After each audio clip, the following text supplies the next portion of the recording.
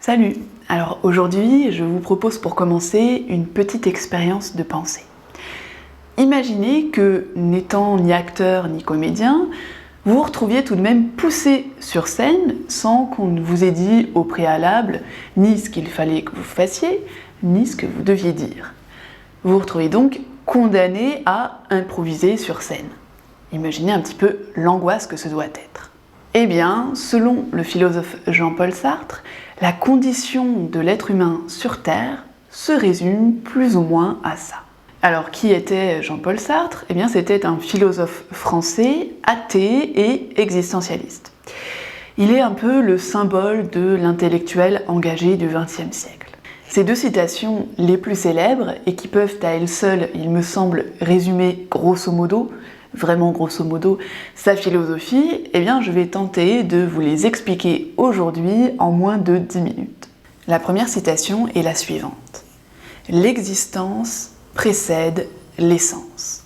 Alors pour expliquer ce concept, Jean-Paul Sartre utilise l'image du coupe-papier. Un coupe-papier, c'est un objet qui, pour exister, doit d'abord avoir été au préalable un projet, c'est-à-dire qu'avant de créer l'objet, eh bien, il faut le concevoir théoriquement. Il existe donc le concept prédéfini, la recette du coupe-papier, avant l'objet en tant que tel. Concernant les objets, donc, on peut dire que l'essence précède l'existence. Mais selon Sartre, concernant les êtres humains, eh bien, c'est plutôt l'inverse qui s'opère. Alors bien sûr, je précise que Sartre étant athée, il ne conçoit pas un dieu qui aurait théorisé l'homme avant de le créer. Pour Jean-Paul Sartre, l'être humain existe, surgit dans le monde avant d'être défini. Et d'ailleurs, c'est lui-même qui se définit, qui se conçoit tel qu'il se veut lui-même. En cela, Sartre dit que l'être humain se vit subjectivement, c'est-à-dire que n'ayant pas une vie toute tracée, n'étant pas soumis à une destinée, n'ayant pas de rôle prédéfini à jouer, tout simplement, eh bien il doit agir et faire des choix de façon à correspondre à ce qu'il aura projeté d'être. Et j'en viens maintenant logiquement à la seconde citation de Sartre, qui est tellement connue et qui est extrêmement représentative de son existentialisme. Eh bien c'est « nous sommes condamnés à être libres ». Puisque nulle entité supérieure, nul Dieu ne choisit à notre place, puisque nul destin n'existe pour l'être humain, alors l'homme doit faire des choix seul. Et par conséquent, comme il n'est défini que par la somme de ses actes et de ses choix, eh bien il est totalement responsable de ce qu'il est. Et comme lorsqu'on fait un choix, c'est qu'on considère que c'est le meilleur choix à faire, eh bien on ne s'engage pas seulement en tant qu'individu, mais au nom de tous les hommes. Notre propre responsabilité est donc d'autant plus grande qu'elle engage l'humanité tout entière. Ainsi, contrairement à cette idée que la liberté serait une chose facile, si je suis libre, je vais donc faire ce que je veux, quand je veux et comme je le veux, eh bien Sartre, au contraire, dit que nous sommes condamnés à être libres et que cela est non seulement une énorme responsabilité, mais qu'en plus, et par conséquent d'ailleurs, cela engendre une énorme angoisse. L'être humain est seul face à ses choix qu'il doit assumer entièrement. Il ne peut pas se trouver d'excuses, il ne peut pas se cacher derrière un déterminisme quelconque. Je vais prendre l'exemple de l'écrivain face à la feuille blanche. Vous savez, on dit que l'écrivain face à la feuille blanche ressent une énorme angoisse. Alors, pourquoi est-ce que cet écrivain ressent cette angoisse ? Eh bien, tout simplement parce que sur cette page blanche, vierge, il peut absolument tout faire, tout écrire. Tout est possible et personne n'est là pour lui dire par quel mot commencer ou même par quel mot ne pas commencer. Il a le choix et c'est ça qui l'angoisse. Parce que il sait qu'il est totalement responsable de ce qu'il va écrire.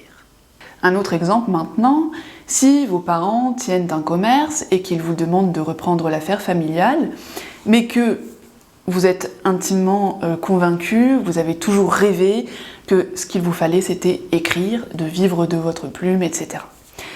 Vous ne pouvez pas, dans ces conditions, reprendre l'affaire familiale en prétextant que vous n'aviez pas le choix. Vous aviez le choix. Vous ne l'avez pas fait, mais vous aviez ce choix. Si je devais donc résumer l'existentialisme de Jean-Paul Sartre en une seule phrase, eh bien ce serait la suivante. Étant libre, tu es la somme de tes actes et de tes choix, donc tu es responsable de qui tu es, mais rien n'étant immuable, si tu veux changer, il suffit de changer tes choix. Bon, je terminerai cette petite explication avec deux notions ou figures importantes chez Jean-Paul Sartre. Il s'agit du lâche et du salaud. Alors, selon le philosophe, est lâche la personne qui ne veut pas voir sa liberté totale et qui se cache derrière les déterminismes. C'est exactement l'exemple du fils de commerçant de tout à l'heure. Mais bien entendu, cette personne lâche ne l'est pas par nature, elle ne l'est pas de manière innée. Le lâche est responsable, voire même coupable de sa lâcheté. Il s'est construit comme lâche par ses actes, par ses choix. Mais s'il change ses choix et ses actes, il peut tout à fait passer de lâche à héros. Et puis le salaud, donc, au sens sartrien, quant à lui, est une personne qui essaie de montrer que son existence était nécessaire, alors même qu'elle est gratuite. Selon Sartre, la vie n'a pas de sens a priori, c'est nous-mêmes qui lui donnons un sens en fonction des choix que nous effectuons.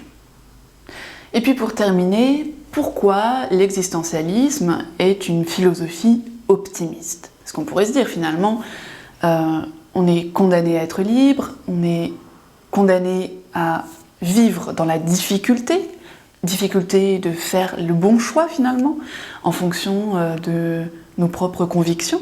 Mais finalement, on peut quand même dire que c'est une philosophie optimiste, au moins pour deux raisons.